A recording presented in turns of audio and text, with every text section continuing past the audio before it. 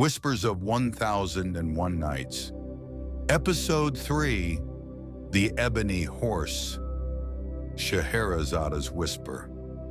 Tonight, O king, I tell you of a gift that flew without wings, a prince who chased love across the skies, and a horse not made of flesh, but of magic and mystery. Listen well, dear dreamer, to the tale of the ebony horse. A king's festival. In a faraway land, during a grand celebration for the king's birthday, 3 wise men from distant kingdoms arrived at court, each bearing a marvelous gift. The first brought a mirror that could show any place in the world. The second, a bowl that cured any illness. But the third brought something no one had ever seen. A life-sized horse carved of dark ebony wood, polished smooth as glass and adorned with golden gears and silver reins. "This is no statue," said the third sage.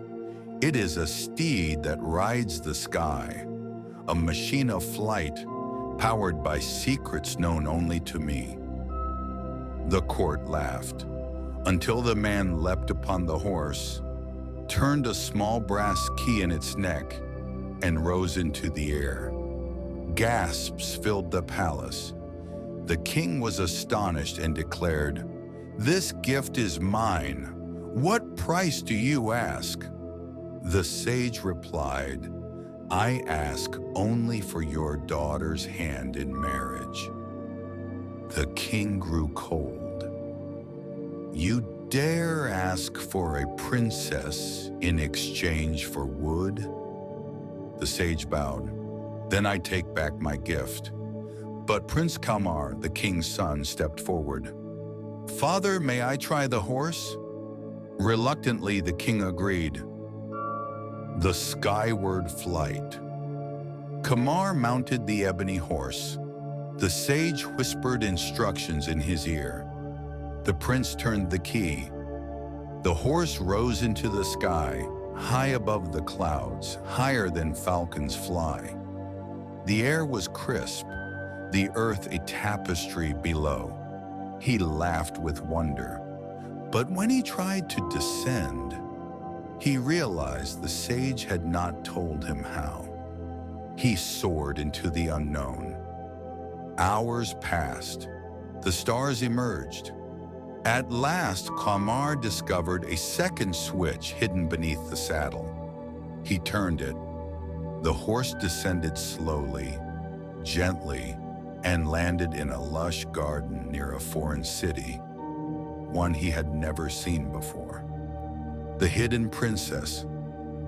There, in the moonlit garden, Kamar saw a light in the distance. He approached a small palace where he heard laughter, soft, musical.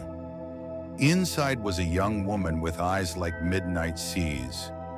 She was Princess Shamsa, daughter of the king of Serendib. They spoke.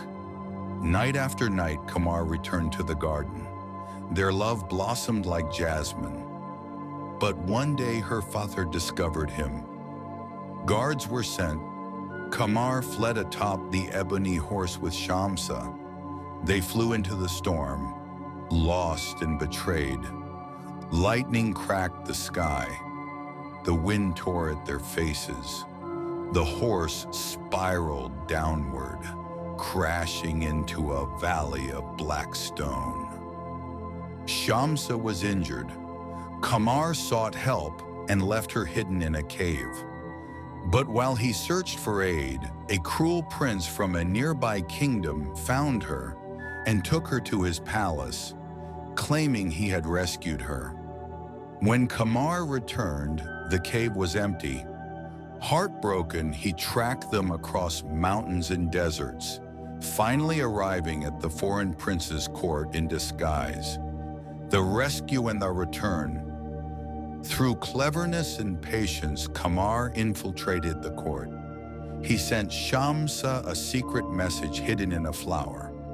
She replied with a whisper in the wind, "Come tonight. I will be ready." At midnight, he stole into the tower where she was held. They escaped atop the ebony horse, flying once more through starlight. They returned home to Kamar's kingdom, where the king, moved by the depth of their love, welcomed Shamsa as a daughter. The sage who created the horse vanished, his work complete. Scheherazada's whisper. And so the ebony horse rests now in the palace hall, its key lost to time, its wings folded in sleep. But love, dear dreamer, knows no bounds, not even the sky. Close your eyes, for who knows what ride awaits in your dreams tonight.